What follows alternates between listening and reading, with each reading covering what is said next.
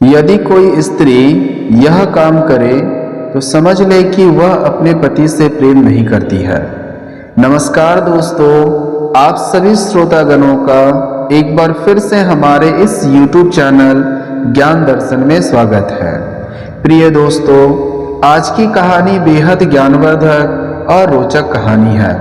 दोस्तों, इस कहानी को शुरू करने से पहले आप सभी श्रोतागणों से एक छोटी सी अनुरोध है कि हमारे इस YouTube चैनल को सब्सक्राइब जरूर करें और कहानी के अंत तक जरूर बने रहें, क्योंकि अधूरा ज्ञान हमेशा हानिकारक होता है।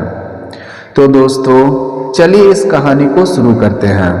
प्रिय श्रोतागण, जैसा कि आप जानते हैं, अभी के समय में एक सुखद जीवन जीने के लिए आपसी प्रेम होना बहुत आवश्यक है।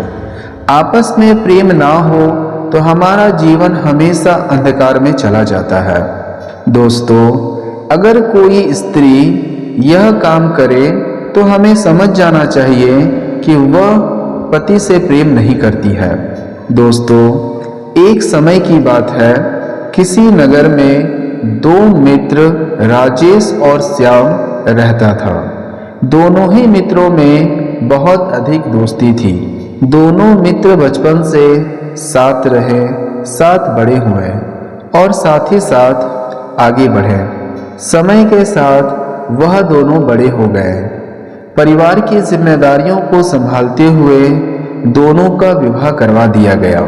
राजेश की पारिवारिक स्थिति ठीक नहीं थी। वह एक गरीब परिवार से संबंधित रखता था, जबकि श्याम एक अमीर परिवार से संबंध रखता था, जिसके घर में पैसे का कोई अभाव नहीं था।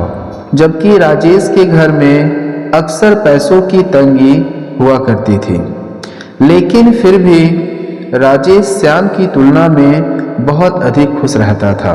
दोनों मित्रों का विवाह हो जाने के बाद कुछ महीनों के बाद जब वह दोनों मित्र आपस में मिले तो वह आपस में ही पूछते हैं कि बताओ, तुम्हारा शादीशुदा जिंदगी कैसा चल रहा है। राजेश बड़ा प्रश्न होते हुए कहता है, मित्र, मेरी जिंदगी बहुत अच्छी चल रही है। मेरी पत्नी मेरी सारी जरूरतें पूरा करती है। जब श्याम की बारी आई तो श्याम थोड़ा उदास हो गया। राजेश ने पूछा, बताओ क्या बात है। राजेश के यह कहने पर श्याम कहता है, मित्र, मुझे अक्सर काम के सिलसिले में बाहर रहना पड़ता है। इससे मैं अपनी पत्नी को अधिक समय नहीं दे पा रहा था। अभी मुझे ऐसा लगता है कि मेरी पत्नी मुझसे प्रेम नहीं करती है, क्योंकि जब भी मैं उसके पास जाता हूँ वह अक्सर हमसे दूर चली जाती है। मैं चाहता हूँ कि मैं उन्हें सभी चीज़ें बताऊँ, लेकिन वह मुझसे बात करने के लिए थोड़ा सा भी तैयार नहीं है। ना तो वह मेरे बुजुर्ग माता पिता की देखभाल करती है और ना ही वह हमसे बातें करती है। जब हमारी शादी हुई थी तो हमारा सब कुछ स्थिति ठीक थी, लेकिन मुझे काम के सिलसिले में अक्सर बाहर रहना पड़ता था, जिस कारण मैं अपनी पत्नी को समय नहीं दे पा रहा था। आज मैं जब वापस आया हूँ तो मेरी पत्नी मुझसे उतनी रुचि नहीं रखी है कि वह मुझे बात करे। मुझे ऐसा लगता है कि मेरी पत्नी मुझसे प्रेम नहीं करती है। श्याम के यह कहने पर राजेश ने कहा, मित्र देखो, जब कोई स्त्री शादी करके आती है तो उसके अनेक सपने होते हैं। उस समय पति को उनके सभी सपनों के बारे में पूछना चाहिए। हो सकता है तुम्हारी पत्नी को तुमसे उम्मीद थी कि तुम उनसे अधिक समय बिताओगे, लेकिन तुम तो शादी के कुछ दिन बाद ही बाहर चले गए। उन्होंने अपनी सारी ज़रूरतें, इच्छाएं, अपना प्यार वह तुम्हें देना चाहती थी, लेकिन अब उनके मन से सभी इच्छाएं खत्म हो गई है। तुम्हें अपनी पत्नी को अपने साथ ले जाना चाहिए था।